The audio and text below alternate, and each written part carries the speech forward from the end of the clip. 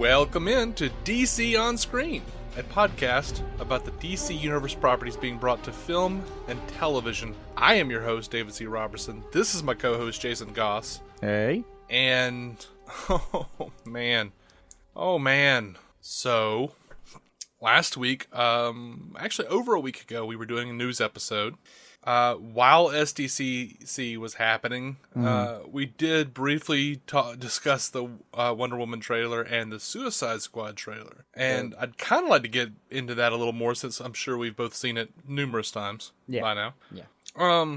Didn't get to talk about the Justice League trailer, so we're going to be talking about all three of those trailers as well as the Justice League Dark trailer. It's more of a preview, really, with this. It is more of a preview. It is. Also going to be talking about the Lego Batman trailer a little bit. But first, happy birthday to our listener, Eli Oppelders. I think he turned 20, if I'm not mistaken. I knew it had come and gone. You know who else had a birthday, though? Mm-hmm. Jason Momoa. He's 37. Yep. And then another Jason had a birthday. Rocking it for 37, right? Yeah. Yeah. So, you had a birthday this week, man. I know. I don't look nearly as good for my young age. No. I'm sitting there going, really? Seriously? Jason Momoa is like... Oh, man. He's only like 4 years... 5 years older than me. Yeah, he's like 4 years older than me. And I'm sitting there going, God... He doesn't look like he's got any age on him. I thought he was like my age. Yeah. No. So did you have a good birthday? Yeah, had a great one. Awesome. Get any cool stuff? Oh, tons. Got the Ninja Turtles crossover thingy with Batman out of Christopher White, our long and loyal friend. You hooked me up with a couple. I hadn't gotten to Gotham by Gaslight or Gothic yet, but they both look fantastic. Yeah. And then little light reading and Harley and Ivy. Very light reading. Very light reading. By the way, that actually wasn't a prompt for you to tell people that I bought you things.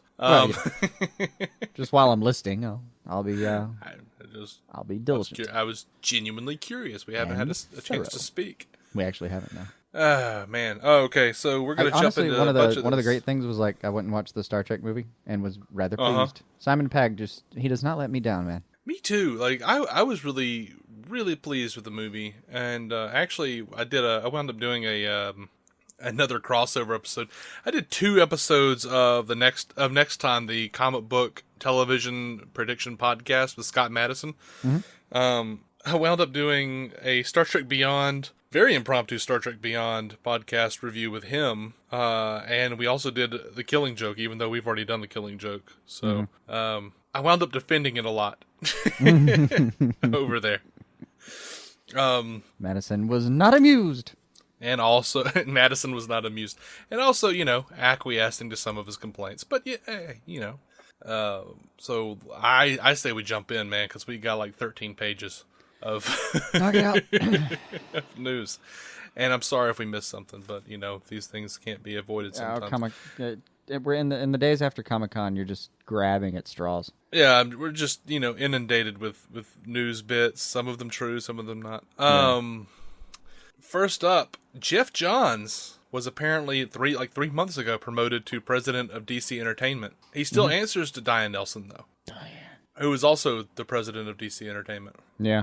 It's got to be confusing around the office these days. I mean, I guess. I mean, geez, what does this mean?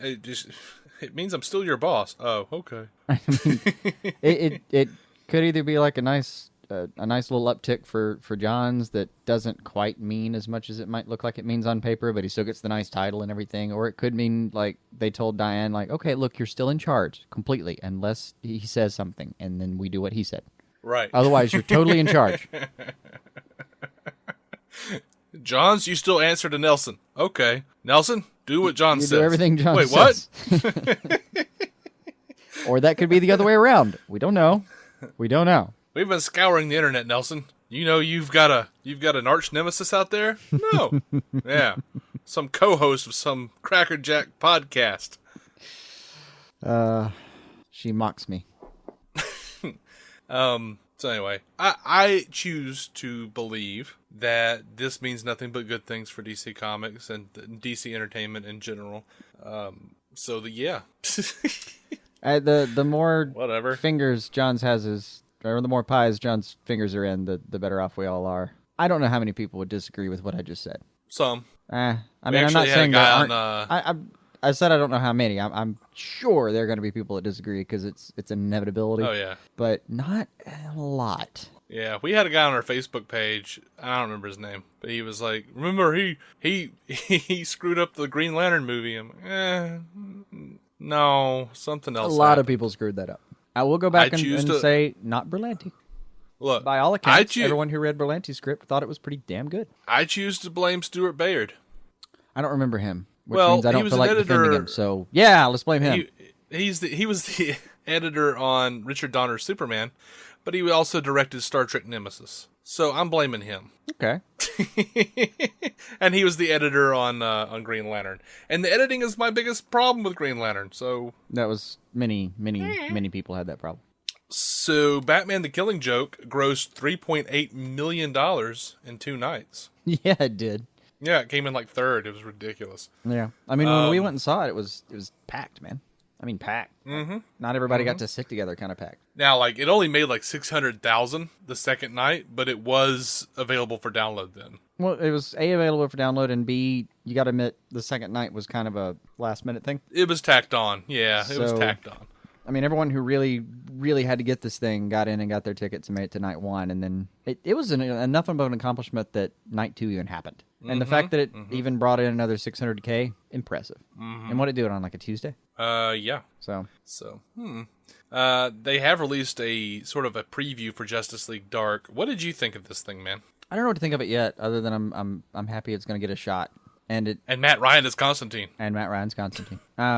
I like the preview kind of thing. I like it's a little long for me. I kind of just there's a moment there really is a point where I don't need to hear people talk about it nearly as much as I want to watch it. And about 3 minutes in, I hit that point where I go, okay, all right, so just got you. Okay, okay. I understand the premise, and then just started flipping forward until I finally heard him talking. Spot on, just spot on. Yeah, felt so good. Yeah. You know what bothered me a little bit, and you won't often hear me say things like this, but they were talking about like, yeah, we were trying to figure out like a cool way to represent the magic, and they came up with we had so and so come up with these like runes and stuff, like these like little symbols that like kind of show up in magic form to represent the magic that's happening. So that was a really cool thing, and I'm like, dude, that's Doctor Strange. That's like Doctor Strange up and down. Yeah. Why are you pretending that you didn't rip this off of Doctor Strange? Why don't we all just admit it? Come clean. We'll all feel better. I don't feel guilty about it. I just kind of, guys, come on, man. We know what this is. Mm-hmm. But Matt Ryan is Constantine, so it makes everything okay. Yeah, you can sneak. Or it makes some things okay. You can sneak a lot by me if you give me that. But it looked like a pretty cool movie. What is the guy's name? Jason O'Mara or Hera? Something? I don't even know. I rarely do. Go for it. Blue? Internet. Yeah, Jason O'Mara. Here's a little something. Jason O'Mara is coming back to play Batman in this thing. This is the guy that played Batman in Son of Batman, Batman vs. Superman, Justice League vs. Teen Titans, Batman Bad Blood. He's been Batman for a while now. He's kind of the new voice now. Really and it was deeper, it seems like, than the other guys. It was a little more whispery, raspy. But here's something fun. While we're talking about Justice League Dark kind of grabbing some shit from Doctor Strange. Marvel, over on Agents of S.H.I.E.L.D., they've just announced that Jason O'Mara is going to be the director of S.H.I.E.L.D. in Season 4. Which cracks me up, because the MCU guys, Matt and Geoff over there, are always making jokes about, when is Marvel going to just go ahead and take back Batman? Right. It looks like they have. And they're hiding him behind the camera. There you go. Okay. You got your wish. No, not behind the camera. He's going to be the director of S.H.I.E.L.D., like, taking over from Coulson. Oh, crap. Yeah, he's going to be, like, I heard on-screen the other presence. version of director. Okay. Yeah, I didn't think about that. He's yeah, he's going to take over Coulson's spot. All right. So Batman's going to be in charge of the Agents of S.H.I.E.L.D. I just thought that was funny. Yeah.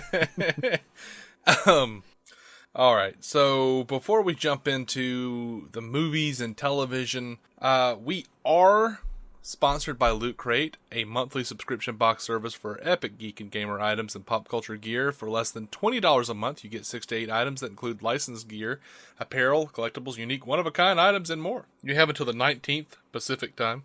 19th at 9 p.m. Pacific to to subscribe. Gosh, I'm off today.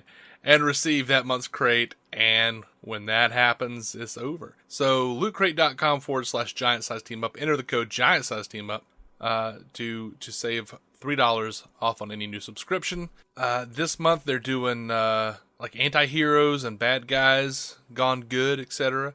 Mm-hmm. So they're gonna do Suicide Squad and Punisher socks. A World of Warcraft tee. There you go. There's a Harley Quinn item.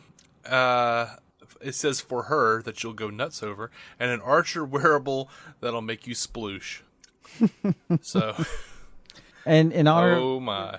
Did you see what they did? What they released in honor of their anti-hero set? I guess. No, I'll say it's in honor of it. A parody. It's a parody trailer called Quentin Tarantino's Suicide Squad. Oh, nice! I just noticed it a minute ago. I have not gotten to explore that at all, but it looks like they had some fun with it.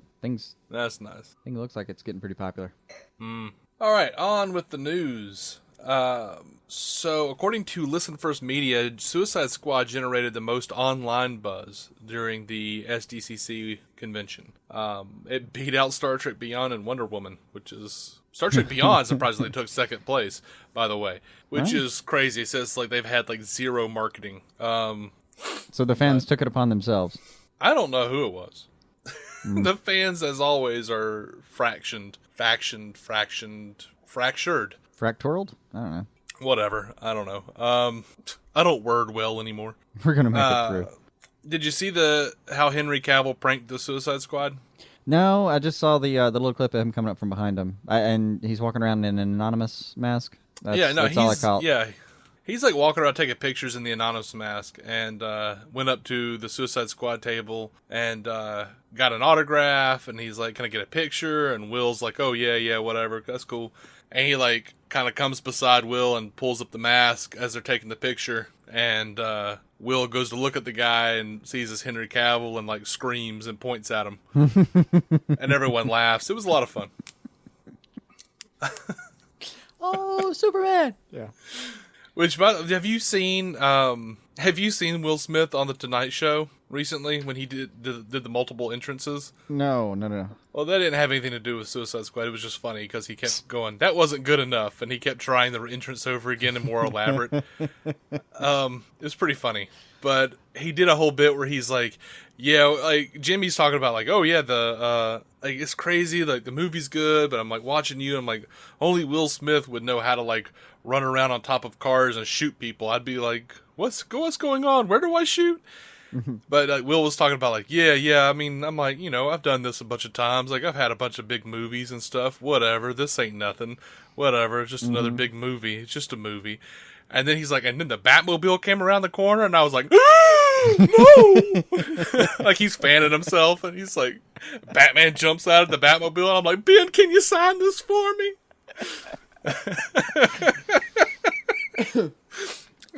Everybody's got to have their moment, Will.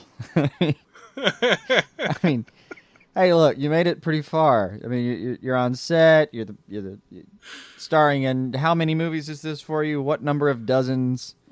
You seem to be holding it together pretty well. Took the Batmobile to really rock you. That's not bad. Yeah, I've given Will Smith some shit on this show just because he's always Will Smith. But damn it, he's won me over with a charm the last few days. That's always been the defining problem. You've always thought, well, he's just always playing Will Smith, like maybe with an accent, maybe he's sad that day, but he's always Will Smith. And I always thought, yeah, but I like Will Smith, so it's fine. It's I don't know. It's just one of those things where it's like where the actor overpowers the character. Like, how you'd kind of rather an unknown take a character. Yeah, for me this is like I guess Will in the Smith case of Deadshot, that's fine. Yeah, I guess in the case of Deadshot, it's okay since the character is so relatively unknown. Yeah, I mean, every now and then they're going to kind of call him Lawden, and I'll be like, who's that? What? Oh, okay. Yeah, I'm Right. following you now. I'm following. Right. And, they did like a Twitter thing where they were like answering questions from Twitter, and someone actually, and most of them were like fluffy, stupid questions, and so was this, but it was funny. Or like, I don't remember exactly how he said it, but he and Margot Robbie were answering the question why he didn't do a song for Suicide Squad like he has for movies in the past. Mm-hmm. And Margot Robbie's like, yeah, like Wild Wild West classic. Men in Black classic. Why didn't you do one for us? And he's like, psh, like what had happened was like I was at the thing and I did it I recorded it at the thing, but then the Who's It's didn't let me.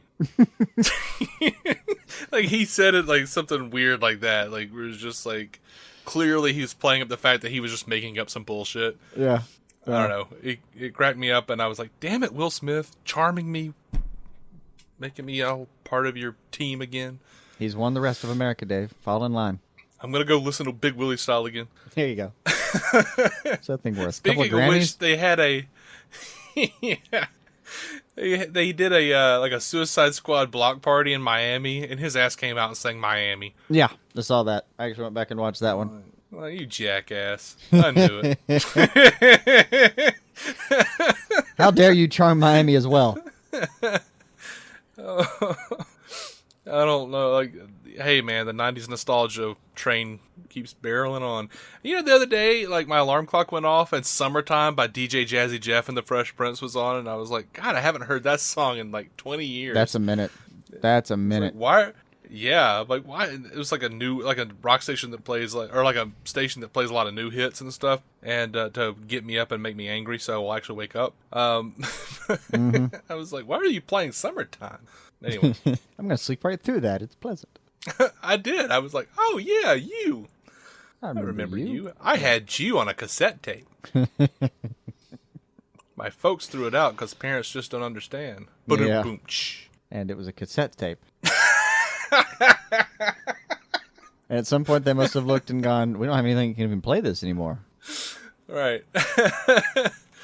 So anyway, so they have, and I don't know who did this. It may have been Ayer, it may have been Leto, I don't know.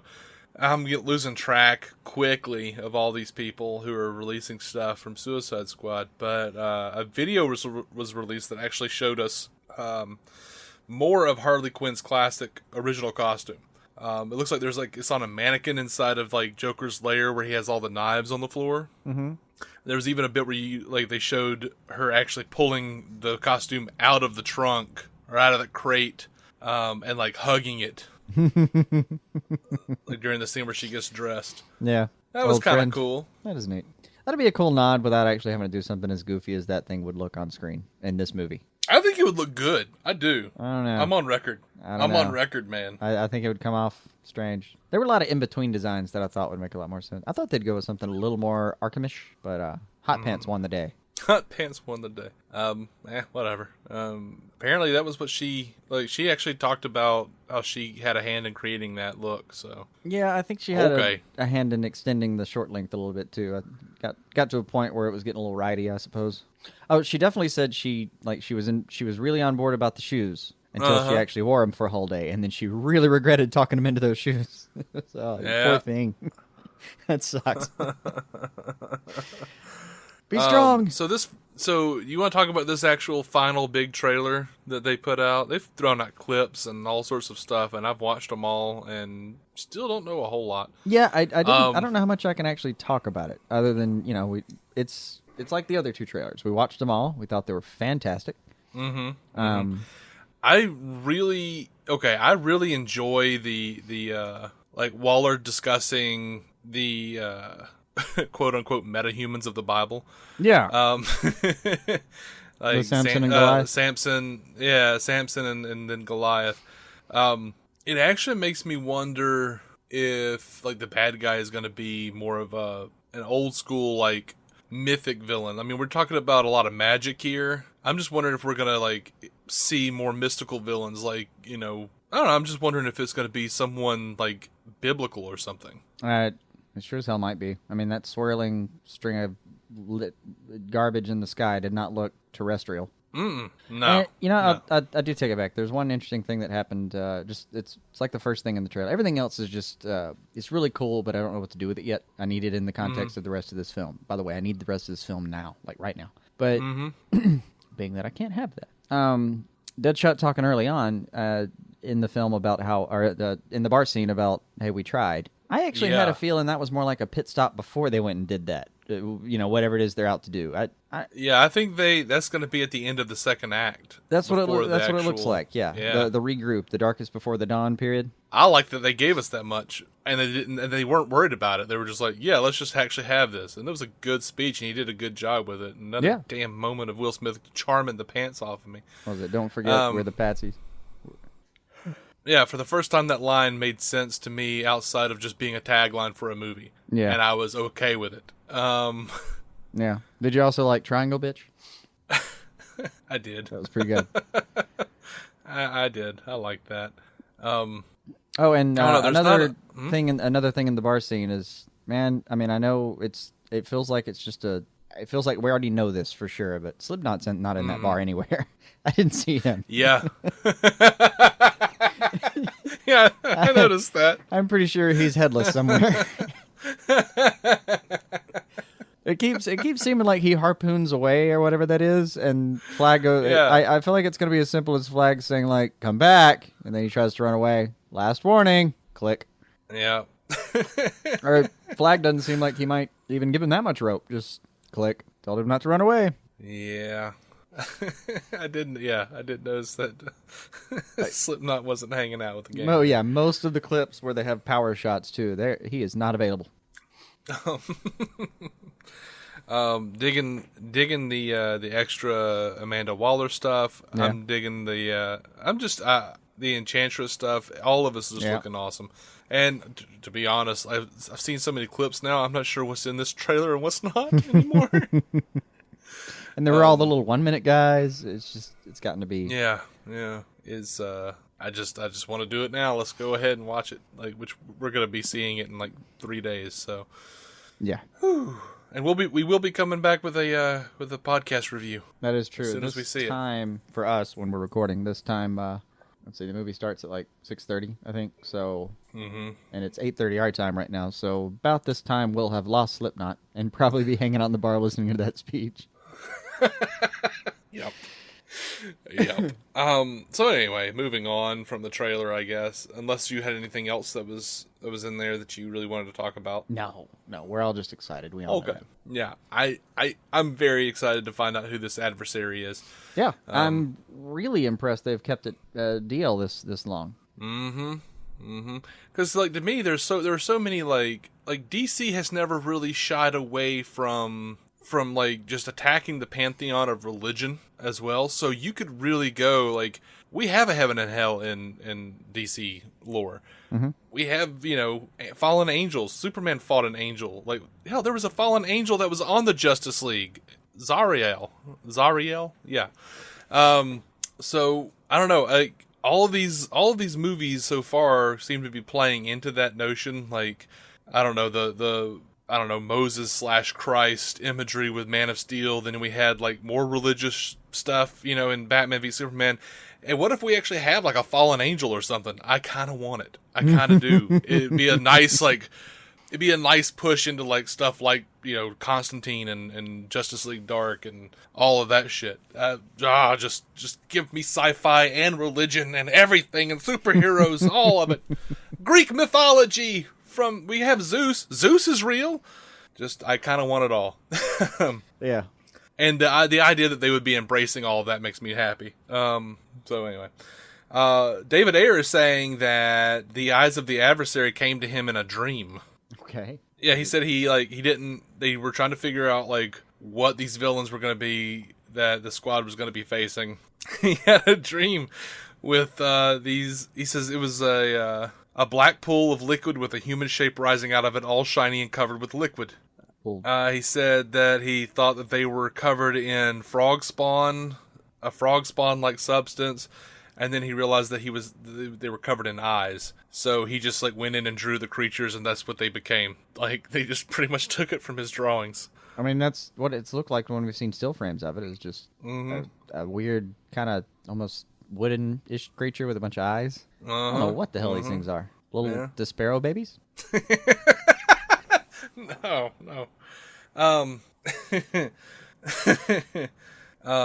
So yeah, David Ayer has also during that Twitter Q&A, he said that he originally had King Shark in mind, but wound up thinking that it was going to be way too much CGI and swapped him out for Killer Croc. Yeah, I mean, that's fine. I really don't care which one it is between the two. I've got my King Shark. He's over on the Flash, and he's looking magnificent. He did officially put the kibosh, by the way, on the Robin is Joker rumor. Yeah. I have heard. I've heard he tried to cut that one down, and then people still went, "No, I don't believe you." Yeah. Well, I'll wait to see the movie before I officially put him in Guggenheim status. Right. He does. He gets immediately googed if he bold-faced lied about that. Yeah. No, David Ayer did an interview with Rolling Stone, and pretty much every question on there I've heard him pretty much answer everywhere. Except for one, and that's the one I'll talk about because we've covered all that other shit. They asked him, how did the negative critical reaction to Batman v Superman affect you, given that you were working on the next story from that universe? He said, I think everyone just kind of took a beat back and said, okay, this is for real. But I mean, I got to make the movie I wanted to make. So. I mean, he wanted to make a fun movie anyway, and that was the major criticism. It wasn't fun enough. So, I mean, carry on, David. Carry on. Yeah. I kind of enjoy that response. And that's been corroborated though by Snyder, who kind of mentioned that when he started seeing the reviews come in, he kind of went. I mean, he made like mouth noises during the interview, going, He wasn't expecting that. Yeah. They all took a moment. Came into work real sober the next day. Yeah. So Margot Robbie learned to hold her breath for 5 minutes underwater. I saw that. That was impressive. Yeah. That's cool, man. They went balls to the wall in this movie. Speaking of which, Jai Courtney was talking about doing Boomerang prep, and David Ayer told him to find your inner shit bag. He said, so that night I happened to eat some mushrooms, and I did self-inflict some cigarette burns. Like, he was burning himself with cigarettes after eating mushrooms. Well researched. I guess so. David Ayer apparently also had Adewale Akinwumi Agbaji listen to audio recordings of the Japanese cannibal killer Issei Sagawa, I don't know, and told Joel Kinnaman to watch graphic military videos that Kinnaman described as, quote, horrific shit. Yeah. Sagawa's actually a national celebrity. It's weird. He His dad got him out of trouble. His dad was a diplomat and got him out of trouble, essentially, so he went in for far less than he should have for eating a person after cold-blooded first degree. It was a weird situation, and then he became like some weird celebrity thing. Like, people buy his paintings. It's strange. Well, I learned the other day that people apparently buy John Wayne Gacy's art, so like for $15,000-$25,000 a pop. I mean, yeah, it's just a weird world. People wanted to marry Ted Bundy. They brought posters to his trial saying, "Marry me." Well, I've heard of people buying Hitler's art. Yeah, it's a strange time. Well, back Charlie to Manson was actually pretty good. Charlie Manson was a good musician. I don't know what to say about this. Songs were cheerful. I don't know what to do. They were fine. All right. So I have to at this point warn that spoilers might be a coming. And I have a question for you, Jason. If it was in a press kit, can we talk about it? To what extent in the press kit? Like the stuff they've released just to the press, or the stuff they released as a public, like a press release? Well, see, I couldn't find an actual, I don't know if it was released to the public or if the media just released it to us. But, well, then the secondary question is, what media released it? Was it a trustworthy set of medias, or did IO9 get a hold of this? I mean, no, it's trustworthy. It's there. Who released it? I don't remember. I don't remember who actually released it. As far as, I mean, if it's like Entertainment Weekly or something, what are you going to do? It's out. It's done. Yeah. I mean, they've actually had interviews that are talking about it at this point. I'd have to say it's out there, but And I Okay. don't know what you're going to say either, so this might be one of those times where we set a clock here, and I go, all right, that's 60 seconds. Just hit forward like 3 or 6 times or whatever your forward thing is. Mm-hmm. You want me to right. time you? And I'll just cut you off when the time comes? Sure. Whenever you're ready. All right. Spoilers right now. So the press kit says that the Flash is in Suicide Squad. Yeah. And Jai Courtney didn't even realize that it was happening while he was filming it, but now thinks back on it and goes, oh yeah, I should have figured that one out. Oh. Yeah. Those were some crazy shots they're having me do. Should have cut down on the mushrooms that day. Someone else looking at that giant trailer they released kind of looked at it and went, hey, look at that lightning. I bet that's the Flash, like 2 days before they actually released the press kit. Yeah. So I don't know if I, spoiled some stuff for you. I'm sorry. Ben Affleck's not on the list, though. But Will Smith has actively said that Ben Affleck is in this thing as Batman. So I don't know what the hell's We've happening. seen at least footage of somebody in a Batman costume. If it's a stand-in or something, that'd be a different thing. But Well, yeah, I was wondering if that was the case. But we've also seen pictures of Ben Affleck in the movie. And we're at 60 on seconds. Set. Anyway. We have hit the... Welcome back, you go. anyone who didn't want to be spoiled. It's not that big a deal. Hey. I mean, it's just that the main villain is the Tin-Eyed Man. But Wouldn't that be awesome if that was true? wouldn't it?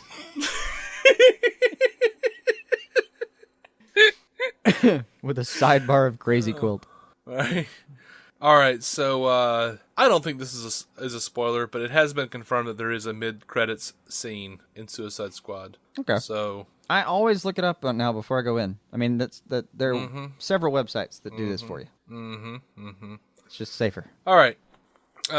Moving on. That was our last Suicide Squad news Pre-movie. until the movie. Yeah. Now the next news will just be how much we loved it. Or how insanely disappointed we were. Because we thought we were going to love it so much.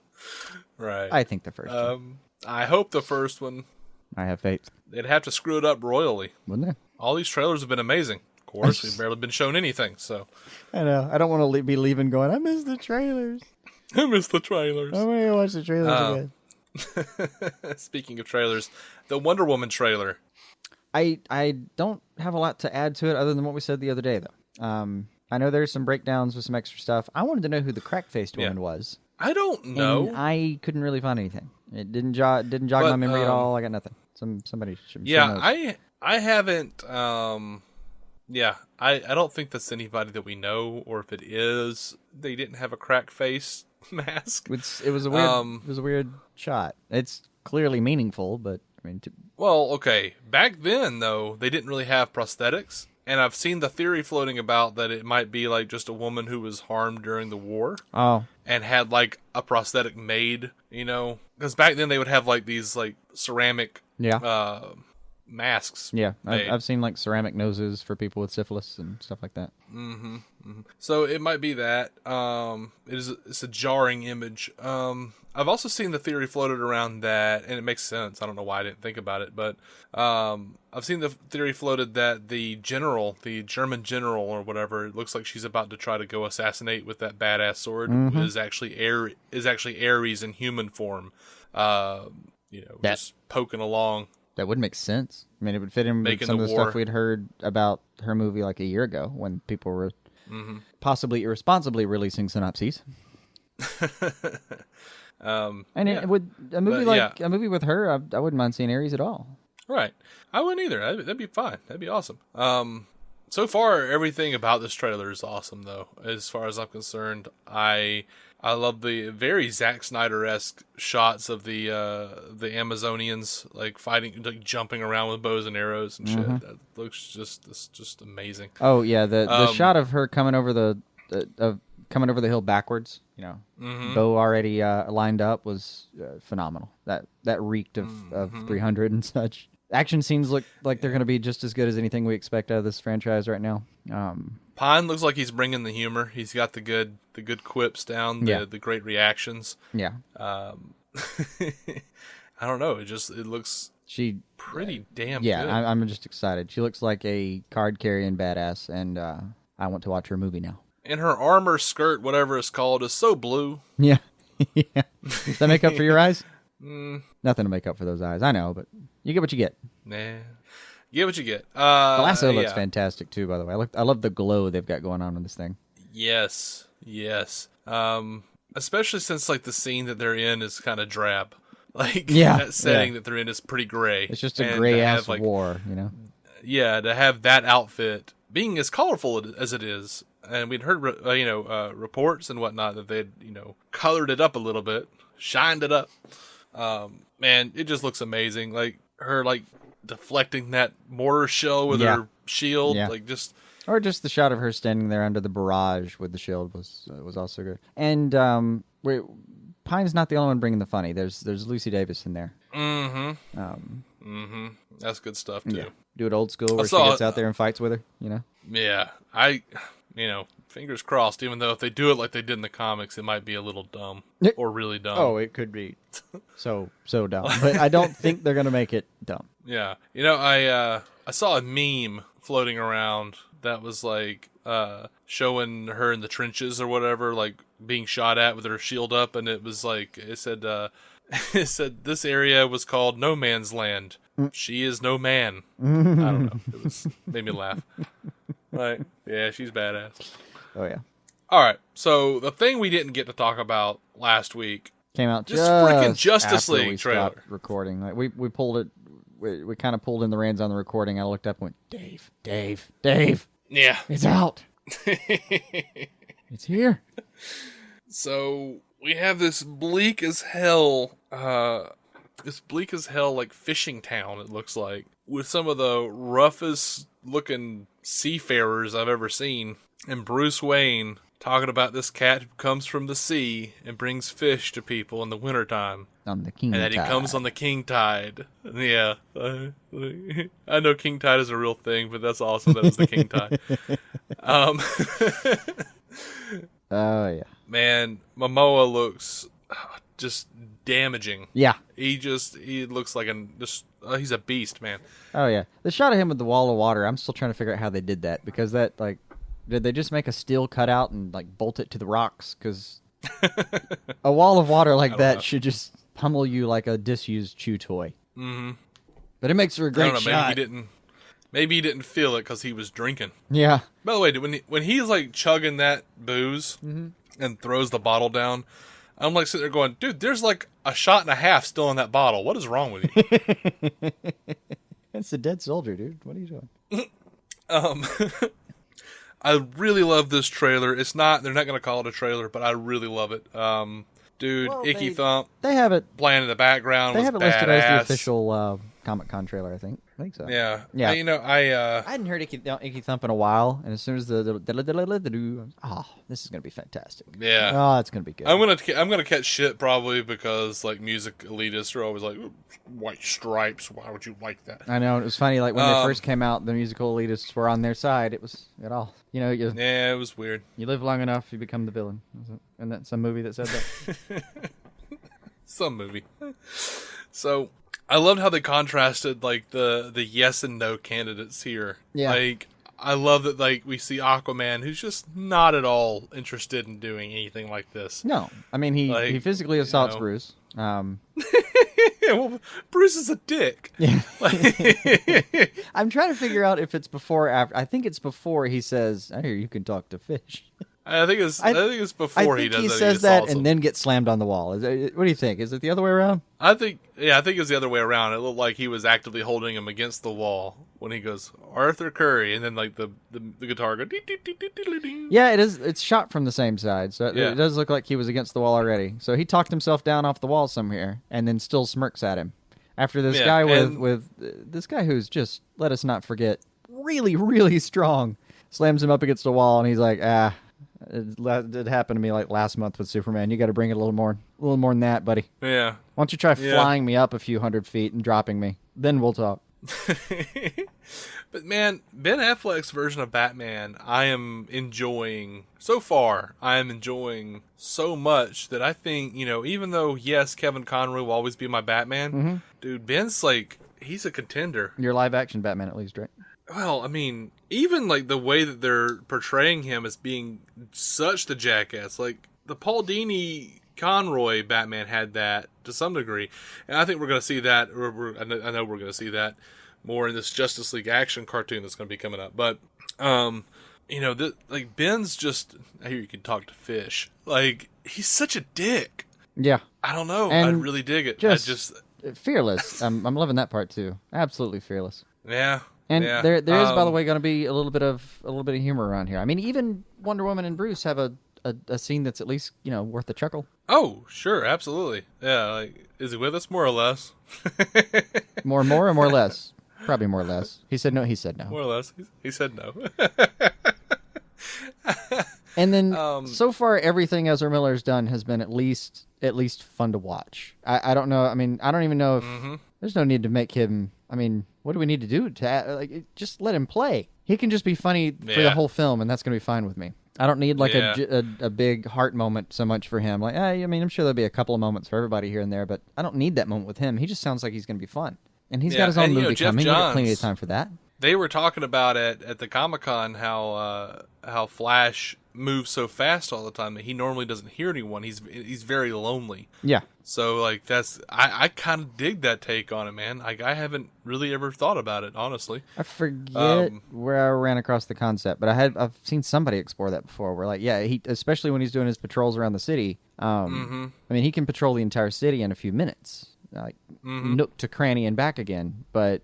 You do that several times a day looking for Captain Cold and whatever the hell Mirror Master's up to these days. And after a while, you realize that you've spent hours of your day in complete silence, not even getting to watch someone's motions. You don't even get to watch humans like act and move like real humans. It's just a world full of statues. You might as well live in a glass menagerie. Yeah. By the way, Captain Boomerang, Jai Courtney, is saying that he wants to be in the Flash movie. Yeah. So in the comics, he was, supposed to be his bad guy. It's one of the Rogues Gallery. Let him in. I like how they're all just like, yes, please, more, please. Anyway, this Justice League trailer, I love the contrast between Barry just, yes, I need friends, and Arthur just throwing Batman up against a wall. Yeah. I love Barry's apartment.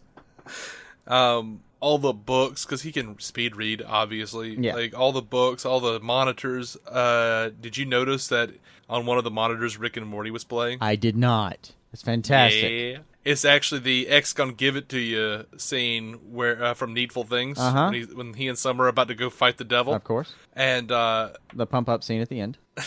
Yeah, we did it! Yeah! Yeah. Yeah. But he also has a monitor that's like showing like wind resistance simulations against his suit. Yeah, he looks like he's designing the suit. Oh yeah, I'll be damned. They're beating up the devil in the background there. I just paused it. Yeah, and that's great. And he has Flash has his costume. He has fingerless gloves, just like Rick and Summer are wearing during that scene. That's where he draws his real inspiration. Maybe. God, wait for him to see the Deadpool movie. He's really gonna love that song. Right.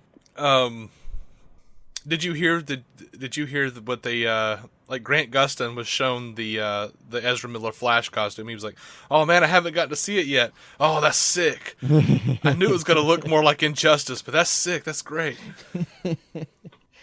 Yeah. I've started. The more and more I think about them being separate universes, the more we were all pissed at first, and the more I've gotten used to the idea that, no, seriously, these are going to be separate universes. I keep thinking of it now as like, no, we've got like 3 universes. The animated films, and arguably there's some crossover here and there, but the animated films get to do their own thing. They can reset every few years, and nobody gives a damn. We just get to watch a new take on something. Yeah. Like, they can start doing rebirth stories here in the next few years, and that'll be just fine.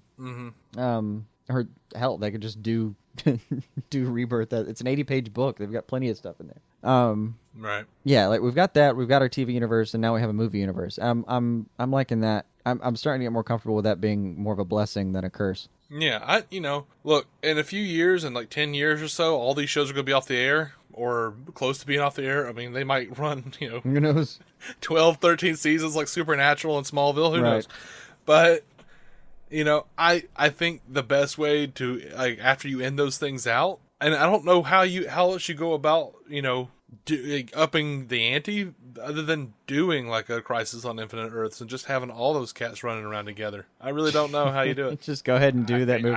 Please. Thank you. If Justice League 1 and 2 go really well, they'll announce one in like This is my hope, obviously. That announce one for like 2024. It's like Justice League unnamed, and then in like 2023, you realize it's like Justice League Crisis. You start seeing pictures of Amel over at a gym in London training. Yeah. That's Gustin's leg behind him. I know it's. Yeah. So yeah. Anything else on this trailer, on this Justice League trailer? Like, it's not a just proper fantastic. Oh, you know what? I could say how much I loved it for a long time, but that won't do us any good.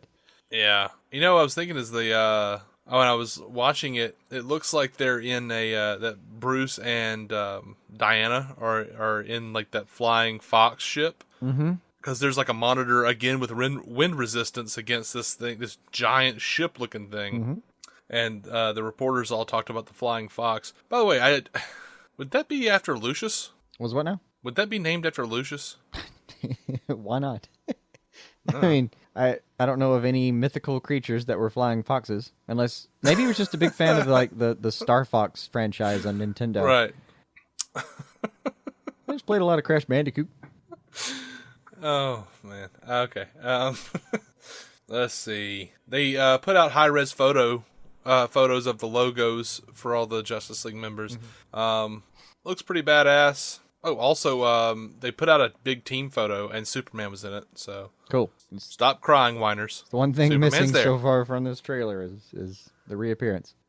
Right. I was glad that they didn't have it. What did you think of Cyborg? I thought he was a little iffy. Oh, they look great. See, I didn't think he looked that great. No, I liked him. And he was, let's face it, gonna be the hardest. Visually, he's a nightmare. Yeah. Yeah, though. I just the only thing I had a problem with at all with him was, it's a couple minutes trailer. We didn't have time for it. Is he shows up and he's working with him, and I don't really know what the story is there. Everybody else gets a little bit of a recruit scene, but he's just there suddenly. Again, it's like 2 minutes of film. We got plenty of time here, guys. Well, yeah. For now, it was enough to kind of look at him and go, ooh. If they had thrown him in too much, I think it would have been it would have messed up the contrast between Aquaman and Flash. Well, unless they had him as a neutral, where there's an appropriate amount of struggle before he decides to do it. I don't know how to do that. Yeah. He approaches him. He says, "That sounds like a good idea. I have one demand. It's a reasonable demand." All right. Go team. All right. Okay. Oh, he does get one of the coolest back and forths in the trailer, though. The last line, before talking to Fish. I didn't think you were real. I'm real when what is it? I'm real when I need to be, or it's I'm real when it's useful. That's it. It's a good line. It's a good line. I feel kind of odd because I totally want to just go and hug all of them. What is wrong with me? Why do I want to hug all the Justice League members? They're finally all on screen together, and they actually look pretty good. It's a dream. Yeah. So Lego Batman. They released the Lego Batman trailer.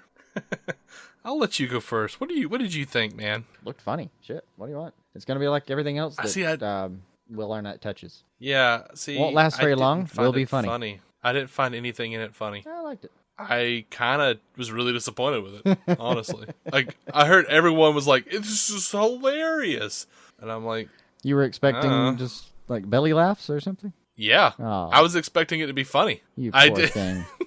I wasn't expecting, Reggae Man. Oh, yeah, I don't know. Rip off the pants. You know you're gonna watch the whole thing. You'll have more time. I'll watch it. I'll watch it, and hopefully I'll like it. Like, I've just heard everyone talking about how funny this trailer is, and I've watched it a few times. I haven't gotten into it yet. Some of the concepts are kind of funny. I did kind of chuckle when Alfred was like, "No, you're gonna stop being Batman. You're gonna raise your son." By what now? The kid you adopted. Oh, I was being sarcastic. Okay. That was kind of funny.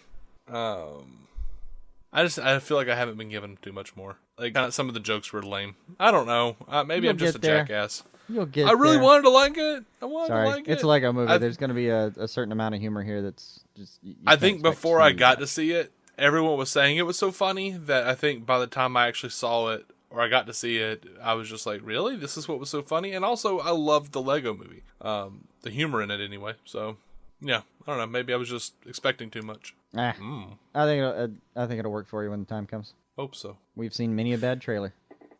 Over on The Flash, Kiersey TV. Clemons. TV? Nope, No, still not movies. TV. Wow. we're finally getting Flash news then, huh? Okay. Yep. Kiersey Clemons has been confirmed as Iris West. Ah, yes, yes. Yeah, she was the girl that was in Dope, which was Rick Famuyiwa's his last big movie. So yeah. Over in the Batman news, Ben Affleck has been, as we all know, he's confirmed as directing the Batman solo movie. Jared Leto is saying he wants to play the Joker again. Yeah. So he's hoping Suicide Squad is an opening for that, and maybe doing like Batman versus Joker. Oh, I mean, yeah. Yeah. Yeah. You know, we all want that movie. We know that. Oh yes. So apparently Ben, while at SDCC on the stage, he took a picture of the crowd. And he says, "This is kind of nerdy, but this is a big deal in my life. This is never going to happen again." And Conan said, "I think this may happen for you again."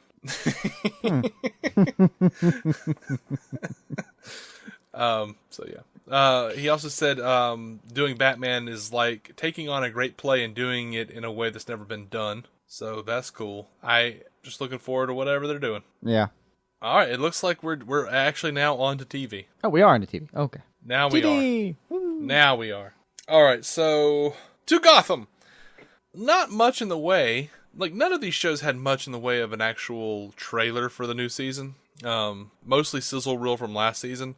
We did get some shots from the Gotham trailer of what appears to be a Talon. He's wearing one of those fancy old Victorian owl masks that I don't care for. I like the Capullo masks. Yeah. Well, those are a little more sinister. This one's just kind of, it looks goofy a little bit. Right. I'm going to be impressed if they make me fear that mask. Yeah. I mean, from what I saw, it looks like he's like running around stabbing an Alfred in Wayne Manor, so, you know. Yeah. He kind of just looks like a dude. Just a dude. Like, he's just in, like a black turtleneck and pants with that mask. Well, that's how they start out, though, in Gotham. Stuff gets, kind of off the ground pretty, minimally. Not everyone gets an Azrael suit right out the bat. I want it, though. All right, so they asked Corey Michael Smith, will we be surprised at what happens to you this season? He says, I think you will be. First thing is that I'm still in Arkham and I got to figure out how to get out. Once that happens, then the fun begins. Marina Baccarin is asked, will we see you in season 3? She says, right away. I come in the very first episode and we are in different places, Jim and Leslie. She's with someone else, which he sees right away. They fight a long uphill battle, so let's see if they can make it. Poor Butch. Butch says at the start of season 3, Butch is back with Penguin, and that dynamic duo is up to no good. He and Tabitha have split. Sad sack. Love-torn Butch is back. He says, I think the writers just love messing with Butch. There's a real cool storyline that's happening with Penguin that mimics real life, like what's happening in this country. We'll see how long that relation between Butch and Penguin lasts. All right. I mean, I admit, though, one of the scenes we liked most, kind of ending last season, was when, isn't it Tigress that gets banged up there for a second? He just wants her back. Yeah, he's just. I gotta admit, he's when he wants to do some heart, he can do it. Freely admit. So, writer John Stevens was asked, in the Flash TV show, multiverses have been introduced, and that has combined DC characters with crossovers. In your mind, does the Flash exist in Gotham? John Stevens says, in our world, I'm sure he exists, but we will never see him. I'm sure he's out there. Okay, fine. Jerk. Ruin our fun. Cameron Bikendova, is that how you say her name? Sure. Selina. Talks a little bit about the role reversal for Ivy and Selina. She's saying Poison Ivy will be introduced. She's 5 years older than the Ivy that we have known, and the relationship between Ivy and Selina will be reversed. Seeing as how Selina has always been kind of like the big sister character. Mm-hmm. Yeah. Here's the most interesting thing to me. Very dubious about this extra Isley. Me too. Happening. So I'm just going to reserve judgment for about, I don't know, at least 3 more months. Yeah. They're saying that okay. They're saying that Gotham is taking place 6 months after the last season. Mm-hmm. The monsters are out there. Jim Gordon is a bounty hunter, Ben McKenzie says. Cool. He is taking them out and getting paid to do so. Michael Chiklis had this to say, and I'm really interested in this. He says, man, bad things are on the horizon for Barnes. He says something really terrible is going to happen to him. And it's going to change him I don't know how to say that word. Inexorably? Inexorably. Is that right? Okay. Inexorably. Why can't I say words anymore? We're tired. So there's some really cool stuff coming up for my guy. It's actually the reason I took the job, so they already had this planned out. This is a guy who is a zealot of law and order. He's horrified. It's driving him a little crazy. He's really strident, unyielding, and unbendable, and something's going to break. All right. I can get down with that. Right? Yeah. All right, you want to jump I'm over to still digging Supergirl? I'm still digging on Gordon being a bounty hunter. Yeah, me too. It took me a minute to get over that. That sounds great. Yeah. Whew. All right, so on to Supergirl. With the DC TV shows, with the CW DC TV shows, I found a really cool just checklist of news that we found out. So that's what I'm going to be going by. I will put a link to it in the descriptions. So we should expect Clark and Kara to butt heads as season 2 begins, because they have different views on their powers and what it means to be a hero. Sarah Schechter said she's an executive producer for the show, says there's some real headbutting and philosophical approaches that are different. We'll get into all of that. She also said there's nothing more complicated than being a 13-year-old girl on any planet, so to be 13 and to lose everyone you know and everything. I mean, she's a refugee and she has the depths of her backstory. Clark grew up here. He was a baby here. For him, the tragedy is that he doesn't have any memories of that planet or of where he's from. But she does, and I think it informs her in a really interesting way. Looking for where she fits in is a very complicated question, and so having Clark on this year, he's the only family she has left. It just gives us a different window into Kara and, frankly, into Clark. A Superman that people haven't met before is a Superman who has Supergirl in his life. So I think it's fun to see both of them. Let's see. When asked why it was the right time to bring Superman in, she said, this show is about family, and it's about the family that you make as an adult, and this family that's come together, and then it's also about the family you came from, and we have Clark to represent that family. Okay. She says she's very excited. Schechter says she's extremely excited about the series' move to the CW, and what that move means for the show's abilities to cross over with the network's 3 other superhero shows. Apparently, Containment's Chris Wood, we said that he was going to be playing a kind of a big deal character. Apparently, he is going to be playing the mystery individual inside of the pod at the end of season 1. Oh, okay. Yeah. So, not Crypto. I knew you were going to... I was about to say, I'm sorry, buddy, no Crypto. All right, well, I mean... How much are you going to love it, though, Stupid where to she's be like, true. well, I thought, how many more Kryptonians can be fine? And then Clark goes, this happens from time to time. Remind me to take you to the fortress and let you meet Crypto. Have you met my dog? Yeah, just rocket ship, flew to Earth, I don't know, had Crypto in it. I don't know. It's my old dog. Good follower. So, apparently we can expect to see Kara and James explore their feelings for one another as the season begins. But apparently they're going to hit a few road bumps in their workplace relationship. Mm-hmm. Snapper Carr is not going to be a big fan of Kara or Supergirl. Okay.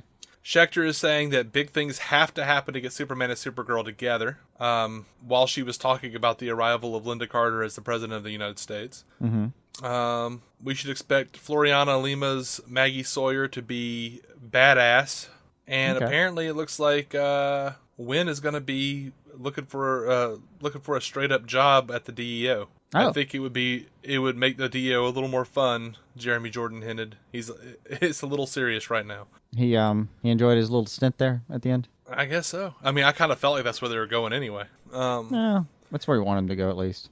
Now, they released pictures of the Superman that's going to be on Supergirl, Tyler Hoechlin.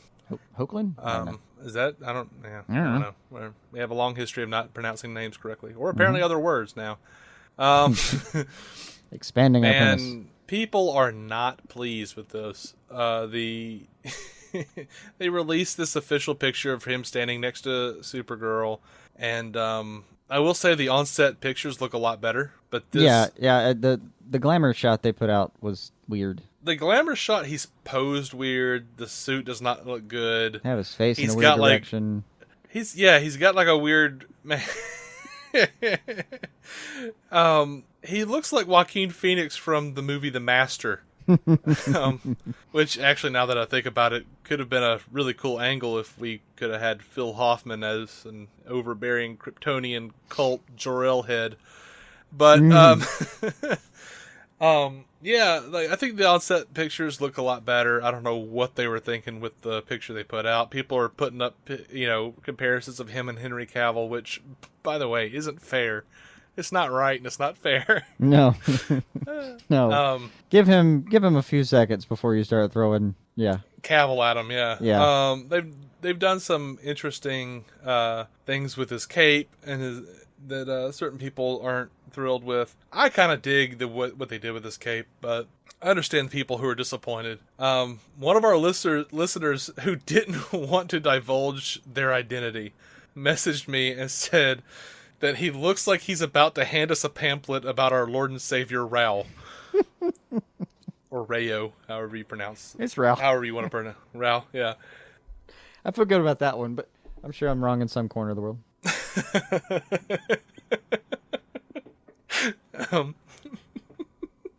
So yeah, not a lot of fans on board Superman so far. I mean, I freely admit it kind of looked weird, but and it's because it's because of how it attaches on the front, I think. Mm-hmm. And the belt area was a little odd. The belt area was a little odd. He kind of had like a Conan O'Brien do with his hair. Yeah, it was a bit big. You know what it actually, like, aside from me thinking he looks like Joaquin Phoenix, which now I can't stop seeing. Yeah. He also looks like, I won't say the company that put it out, but there was a company that put out a particularly bad Evil Dead action figure of Bruce Campbell. Mm-hmm. It looks a little like that. It looks like that. It was like just enough like Bruce Campbell that you get that that's who it's maybe supposed to be. But just really kind of off. We'll see. Like I said, set pics look a lot look a lot better. I've actually even seen on set video now that looks pretty dope. So I don't know. Yeah. By the way, they did not have going to resolve itself. Yeah. Fingers crossed, man. Yeah. They did not have a sizzle reel for Supergirl because they're not filming yet. They are now, but they weren't at the time of. I was wondering if it was because of kind of getting the late start on the go ahead. Yeah, I imagine so. So over to Arrow, they have put out a highlight reel, which does feature what looks like, a few shots from the pilot. No Diggle, no Thea, which she's kind of popped in here and there, but, Oliver's training, Artemis and Wild Dog. Mm-hmm. It looks okay. I'm just not going to have all that happiness for Arrow, apparently. I wasn't disappointed so far. I'm looking forward to it. So some of the things we learned from Comic-Con, Katie Cassidy has signed a new deal to become a series regular across all Warner Brother Television superhero dramas, including Arrow, The Flash, and Legends of Tomorrow. So she's got that Wentworth Miller, John Barrowman deal going on. Mm-hmm. I'm really wondering what they're going to do with a lot of those. Mm-hmm. Laurel is going to be in the first episode of season 5, and we are going to learn about like what she made Oliver promise, apparently. Mm-hmm. We should expect to see Quentin and Lance battling. I think she as much said so in that trailer, what she made him promise. Did they actually say what she had made him promise in the trailer? I think so. Let me know if I'm wrong. We'll go back and watch it again. But I think it was, you always feel like you need to face the world alone. Promise me you'll stop that. And she basically made him promise to keep people around him to not try to do everything by himself anymore. If that's the promise, that's lame as hell. Anyway. Well, doesn't that sound right? For as much as, it does sound right. But does any part of that not sound deadly accurate?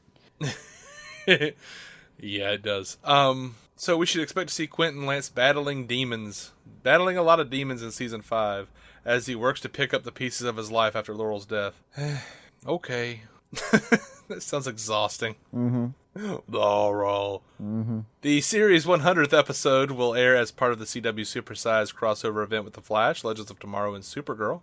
Oh, Season 5. This I'm really excited about, and I'm a little worried as well. Season 5, it's got to introduce Rory Regan, a.k.a. Ragman, the vigilante Ragman. Oh, cool. Yeah. Shadow Pack, bitch. Yeah.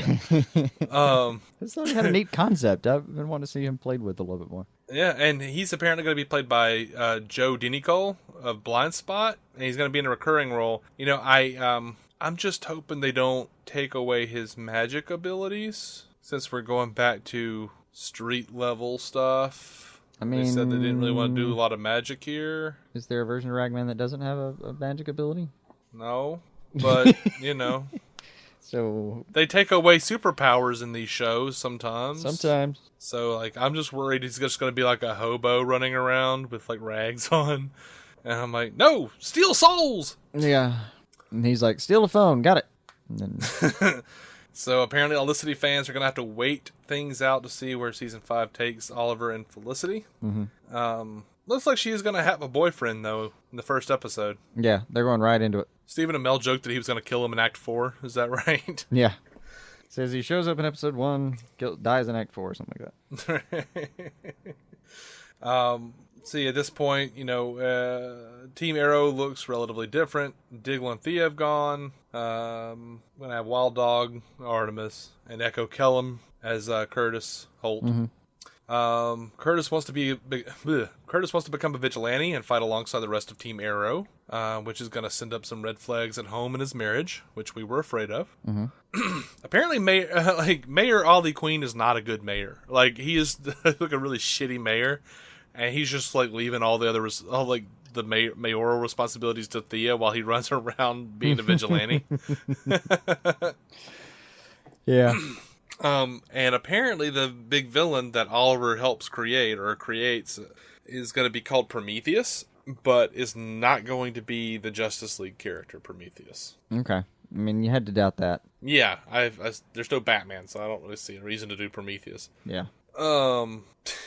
So David Ramsey was talking about the show, and he says, I think the show in general is returning to the street level crime and crime fighting on that level, as opposed to nukes and magic and a lot of stuff that some might think is more flashy.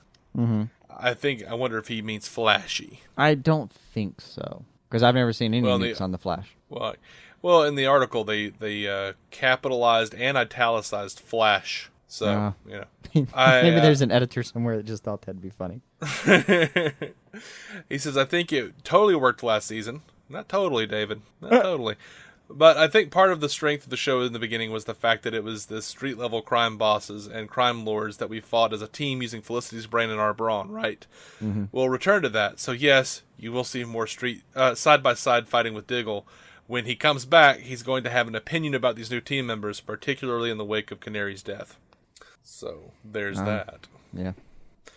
Stephen Amell was talking. And he says Arrow Season 5 is going to be back to basics. This is not by any means the last season of the show, but this is definitely the end of a chapter in the show. It was a vision that was pitched as a 5-year journey for Oliver, and we're really focusing on the initial goal of the show, which is we have to make Star City a better place to live. Wendy Miracle is saying that the Flashpoint storyline will result in something bad in Star City.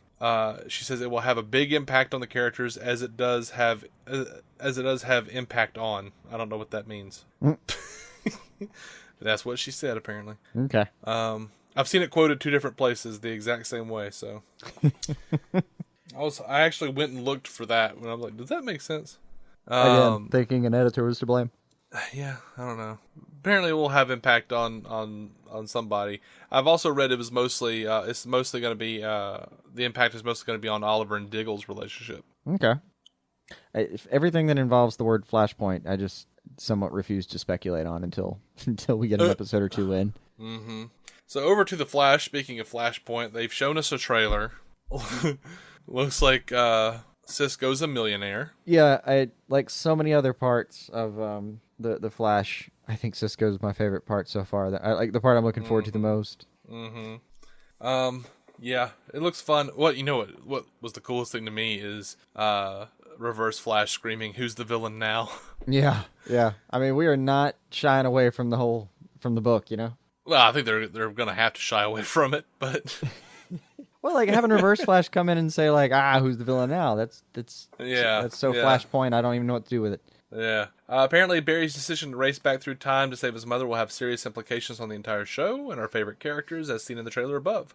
As the trailer I was just talking about. Joe and Barry will no longer have that father-son relationship. Cisco is now a billionaire, and Iris and Barry no longer share any history, which would make sense because it was, the murder of Barry's parents that brought them together in the first place. Yeah. His dad is going to be back. His mom's going to be still alive, which apparently will give Barry a feeling of bliss when he comes back. But he's also going to be having to deal with the changes in his world and relationships. Apparently, he's going to have 2 separate sets of memories as well, and he's going to slowly start forgetting the original timeline. Yeah. Grant Gustin says, obviously Barry's parents are alive, which changes the whole dynamic of our show. Barry never went to live with Joe and Iris, so Iris and Barry don't even have a relationship. Barry is still a CSI, so he and Joe still know of each other. Tom Felton's character is only on the show now because of Flashpoint and how things have changed. They've aged Michelle, who plays Nora Allen. They've made her look 16 years older than she did in the pilot and every other time we've seen her. So it's cool we get to see Barry with his family as if they've always been normal. Except Barry knows it shouldn't be this way, so he has this absolute appreciation for the fact that they're here in front of him. So the scenes are great great right now. They bring a smile to my face. Barry's the only one that knows all the differences. And they haven't told me not to say this, so I guess I'll just kind of say it. While he is the only one that knows, he does slowly start to forget the original timeline, kind of like a Back to the Future-esque type thing, which is a pretty cool element. I just love him for bringing up Back to the Future. I knew you would. He says, I think we could state Flashpoint does not last all season long, but there are permanent ramifications. It has been revealed that the Wally West as Kid Flash is part of Flashpoint. Hopefully that'll carry over to the normal universe because I want to keep that around. That's just me saying that. Apparently we should expect to see Joe very affected by the changes in the Flashpoint. He's going to be very unhappy, which will affect his work and personal lives. Let's see. Apparently, Season 3 is going to have 2 new big bads, one of which will be a new speedster, and which, by the way, may or may not be the Black Racer. Like, I've seen shots of it, set pictures of it, but... it's definitely a speedster in a black costume, but that's all we can say with any certainty. With red highlights, yeah. And Dr. Alchemy, who is going to be voiced by Tobin Bell. That's Jigsaw in the Saw franchise. Oh, that's right. That's right. The writers are promising bigger and better things from this year's crossover event, which will hopefully include more people. Tom Felton's character will definitely be a threat to Barry, and fans should expect there to be friction between the 2 characters. There are currently no plans to bring Bart Allen into the mix, which is sad, but you gotta leave something for later, right? Yeah. Come on, Impulse. Apparently Felicity's going to be in the 2nd episode of the season, and she's going to give Barry some much-needed advice. And Wally West's run as Kid Flash is tied directly to the Flashpoint storyline, so I really hope they don't just do that only there. Oh, you're hoping he doesn't lose his powers, essentially? Right, yeah. Right. Yeah, that would be a pain in the ass. So was it me, did you watch the Legends of Tomorrow sizzle reel? I did. It can't be called a trailer. It's definitely just a sizzle reel. It felt like they didn't have much new stuff. I don't think they had any new stuff. For a second, I thought they were going to do, and then they didn't. It might have been none. I didn't feel like there was much, at least. I didn't exactly do a shot for shot on it, but apparently in season 2 they're actually gonna have a big fight with Justice Society of America, and that will prepare them for their big fight with Legion of Doom. And it's gonna have like Malcolm Merlin's gonna be a part of that. Damien Dark, Reverse Flash, and Captain Cold are all gonna be in the Legion of Doom on Legends of Tomorrow this season. That all sounded like... Legion of Doom's a stupid name for anybody, but that's... At least it'll be those cats doing it. Right. So they've announced that with Justice Society, they're going to do Obsidian. Yeah, I saw that. Obsidian is going to be a part of this thing. That's ridiculous. We're getting into New God territory here. Yeah.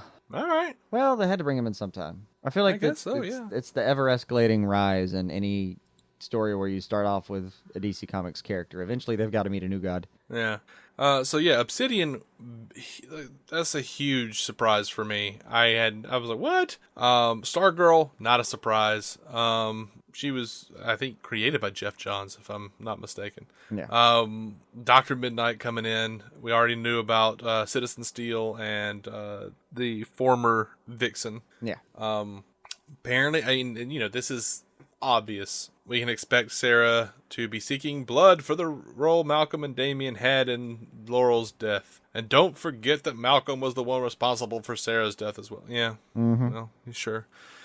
Stephen Amell is going to be dropping by, showing up as Mayor Queen in the first few minutes of season 2, apparently. Yeah. Apparently season 2 is going to be much more serious and mysterious. Jonah Hex is coming back in episode 6. I know you're going to be happy about that. I am not. Yeah, pretty happy about that. There is going to be a big twist for Rip Hunter this season, and it will change everything for Arthur Darvill's character. Rory's going to be even more outrageous without Snart around. Good. And all. And he won't get off on the right foot with Vixen. Apparently there's going to be a new love interest for White Canary. And the Hawks might come back. Guggenheim said, we haven't finished telling the story of the Hawks yet. With the right timing and the right story, we would love to see more of them. Yeah, I heard they were going to be poking around here and there. Mm-hmm. Now, they also said, we will be doing these iconic historical moments from recognizable historical figures. This is Phil Klemmer talking. Mm-hmm. To me, we had little things like H.G. Wells, and we had a little shout out to Bill Gates at a certain point. Season 2, you're going to see the icons of the 20th century. You're going to have those versions of the Forrest Gump kind of moments where with our guys trying to fix history, but at the same time getting to play a part in these recognizable eras. I'm not too big on that, honestly. Yeah, I can give or take that the cute callbacks to actual time things. Yeah. When they're done well, they're a lot of fun, but sometimes they kind of get, cutesy. It's easy to mishandle something like that. Kind of backfires hard when it doesn't work. He also says we will do deep prehistory. We will touch on a handful of places that you have never ever been to on network television or otherwise. We'll spend the rest of the seasons trying to pay for it. Okay. Which if it's not a typo, if he actually did say seasons plural, we might have a new premise on our hands.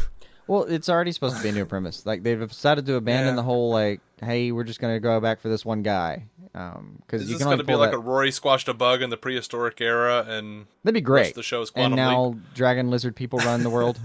Yeah, that'd be just fine. I don't think it's going to be. I don't know. It feels like they were talking about prehistoric there for a second, and I know they're going to jump around. They said there's some time in the 40s they're going to spend with the JSA for a while. I am looking forward to the 40s with the JSA for a while, but not as much the thing we talked about. But yeah, the new premise is more like now they're protecting time. Like they're now the masters. So that has a lot more play to it to me than we're just going to stop this guy. Because there's not too many guys you can pull out. And you don't want to pull out a new guy that can do that every season. It doesn't want to be like, hey, next year it was Dr. Fate's gotten off the hook and he's kind of bad now. Oh, no. Yeah. So Guggenheim says we've got a cool season-long storyline planned with the JSA involving a very cool mystery, involving a big bad for the year. It's all going to kick off with an epic battle between the Justice Society and the Legends. It's required that every time there's more than one superhero in any place at any given time, they have to fight. We're honoring that rule and that tradition straight out of the gate. Okay. Guggenheim also said, I think you'll be surprised at the way we resolve or don't resolve initially the cliffhanger from last year. We're going to answer what that was all about with Patrick's character, Our Man, in episode 2, and you'll have to wait until episode 2 to find out what the encrypted message was all about. You'll also see the part of the message you didn't get to see. Okay, that's fine. Classic TV writing. Guggenheim also talked about the crossover between the DC shows. He says it's an external threat from outside the shows that will involve Supergirl coming over to the Flash, then Arrow, then Legends of Tomorrow. I don't like to oversell. She is going to be coming over, but we're not going to do a full-on Supergirl episode. I don't want to give you the wrong impression. He says, last year we had 8 characters and we felt a need to provide in every episode a storyline for every single character. We went away from that this year. It's still obviously a team show. It's still 8 characters, but now it's like this episode we're focusing on Ray and Sarah. This episode we're focusing on Jax and Rory. We're not being as democratic about storyline as we were, and that allows us to get deeper into characters and deeper into their emotional journeys for each episode. For us, it's very exciting because I think it's brought a new life to the show. That does sound better. No, I can tell you, I could have told you before you mentioned it that you were going to be happy about that. That was one of your criticisms. Was, Yes. hey, it feels like we're bouncing around too much. You guys need to settle down and tell me something about this specifically, like dig in here and there. Like, Absolutely. there's a lot of play you could have done with this, like the whole Sarah Snart thing. You wanted to sit down and have a good 3/4 an episode that was just dealing with that. And, Right. yeah, and I agree that it was one of the things the show lost is it didn't have some of the heart that it could have because we were bouncing around too often. Yeah. So they also released a Lucifer sizzle reel. Yeah. We caught a very quick glimpse of Lucifer's mother. Mm-hmm. And other than that, I haven't noticed anything different, really. Yeah, it's he just got a gonna be the haircut. same old thing. They're gonna be tromping around. May's out there being a badass. Him trying to figure out what life's all about, and mommy and whatnot. Mm-hmm. We're on record as being not super excited that Lucifer's coming back, but I'm always willing to be wrong. In fact, I'd love it. Sure, me too. And I gotta admit, Any negativity you may have perceived about any of these shows from me, please prove me wrong. It may or may not have been true, but we'd all like to be wrong about it if it was there. I mean, I get it. Whatever they're doing with the mom thing, I have to admit that's the one really cool thing they did with Lucifer season 1 was the cliffhanger. Yeah, that was interesting. And they've hinted that it's going to be Maze. That even in the trailer, they hinted that it was Maze who let her out. That'd be fine. Make as yeah. much, and it would explain why Maze just vanishes in the final episode for a little while. Yeah. So, any other thoughts on all of the things that we've talked about with TV? No. And again, this time last year I was a little more speculative about things. With the word flashpoint between me and these shows, I'm just so gun shy about it. Yeah. I can feel you on that. And they've even been back and forth. I mean, the Arrow people were trying to say that it wasn't going to affect their show that much. It was going to be there, but not. Now they're going, all right, seriously, we're writing it into the story. So, I guess sticking with TV, but moving on to animation. Justice League Action is going to have 152 characters out of the gate. I heard about that. 60 different heroes, 40 different villains. Oh. Yeah. They're bringing in Constantine. Space Cabbie's going to be in there. We already talked about that. Yeah.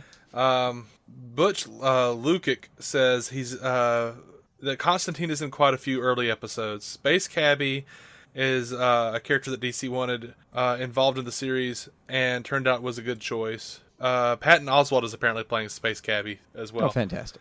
Yeah. Let's see. It sounds like there are more IPs in this show than not. Yeah, it says, originally we were supposed to be doing a new Batman series, but me and Alan Burnett got together, and Paul Dini. Well, that can't be bad. Eventually a week later it was suggested we do a Justice League show instead because there was a gap between new series plus the movie that's going to be coming out. So we got the go-ahead to do a Justice League series, but there's one catch. It's got to be 11-minute episodes. 11 minutes is not much time to spend with one character, let alone 152. He says, Burnett says we mostly focus on 3 of them at a time. We want to put Superman, Batman, and Wonder Woman out front, so they're featured in most of the stories. Wow. Hold on. I mean, I admit that it's exactly what it sounds like, a very tall order. They gave us a list first that was basically originally on the New 52 comics. The list of characters in there were what they wanted, and it was pretty much the ones that everyone wants, plus some odd ones. We definitely got most of those in, plus a few that we thought of that would fit in. Apparently Burnett's going to recreate the villains Demons 3, and they're going to call them the Brothers Jin. Mm-hmm. He says it's an episode 11 or something like that. It's one where they have to disguise themselves as each other. If they said their name as they were casting a spell toward them, then that would cast a spell. If they were dressed as other superheroes and they said the wrong name, then the spell wouldn't have any effect. James Krieg describes a Halloween episode. There's a haunted house episode with kids set during Halloween, and they're dressed up as their favorite heroes. It's probably my favorite so far. I think it was written by Paul Dini. Of course. Plastic Man Saves the World is one we've got upcoming, and it's a beautiful show. Added Lukic. It's also the first time we show Metropolis, and it looks pretty nice. Watch out for that one. They're going to have General Zod in there, Darkseid, Steppenwolf. James Woods is playing Lex Luthor. Brent Spiner is going to be the Riddler. And Michael Dorn is Atrocitus. Oh, wow. And they are apparently not going to tell us who Mr. Freeze is played by. Apparently we will recognize the voice when it shows up. Mixie Spitlick, they're also keeping under wraps, but Lukic said that fans of DC Animation will recognize the character. He says, we brought back someone to play that character. We were initially trying for someone else, but they had other obligations, but it definitely paid off to get the same actor that played him 20 years ago. The only person I could think of that was 20 years ago that played him was Gilbert Gottfried in the Superman animated series. Yeah, the animated series. It's got to be, right? Of course, Lukic might be a few years off, so... super busy. Yeah. So they expect it to premiere around August or the middle of September. They have 26 half-hour episodes, 52 shorts. 26. Oh wow, that's a lot of stuff, dude. Uh-huh. And that actually might be able to fit in 152 characters. Yeah. So they were interviewing Kevin Conroy at Comic-Con, and they asked him if he was going to be playing Batman differently in Justice League Action than he does in The Killing Joke. And he said no. He says, I have to admit I don't, because the audience is so familiar with Batman. They're so devoted to him. Batman fans are so passionate. You have to be consistent. You have to be true to the character no matter what situation he's in. And The Killing Joke is such a dark, frightening place that he goes to, but it's the same character. In Justice League Action is that character, that same brooding, dark character, but in a more ridiculous situation. There's still a lot of action and adventures, but it's a little bit more of a ridiculous side to it. It opens itself up to a little bit of comedy, which I love playing, and the audience at the screening the audience at the screening really reacted well to. You approach the character the same way, the situation he's in is different. I'm going to agree just on the principle that I like him doing it that way. So whatever he needs to justify it. Yep, me too. You go, Conroy. Mm-hmm. You do you. You show him what that bat wiener's made of. Really, you do bats, but you do it that way, which is you, hopefully, thankfully. Or, Batman. So that's all the news I have today. Oh, we survived? It looks like we survived. Awesome. I may be in desperate need of a sandwich soon. Yeah, I'm gonna go to bed. like pretty soon. I had about 4 hours of interrupted sleep, so it's time. Hey man, do what you got to do. Yeah. I think that's gonna call it on this episode. Sounds good, man. There was so much stuff. A lot of stuff. I mean, we're probably still not done with Comic-Con stuff. It'll still trickle out for another week or two. Yeah, it'll still come out here and there. Yeah. Guys, thank you so much for listening to us ramble on for this long. You can find every episode of DC On Screen at dconscreen.com. You can also find us floating around the interwebs over on Facebook at DC On Screen or on Twitter at DC On Screen. We are a part of the Giant Size Team Up Network, a proud member, I'll say. GiantSizeTeamUp.com. Go check out some of the other shows over there, or just us, whichever one. Doesn't matter. I mean, we'd like you to check out the other shows. It'd be nice. It'd be real nice of you. Go check out our buddy Scott Madison at Next Time, the comic book television prediction podcast at planetrisecreative.com/podcasts. Until next time, guys, when we'll be, reviewing The Suicide Squad, finally. Not soon enough. Until then, go see the movie. Keep some DC on your screen and on the big screen.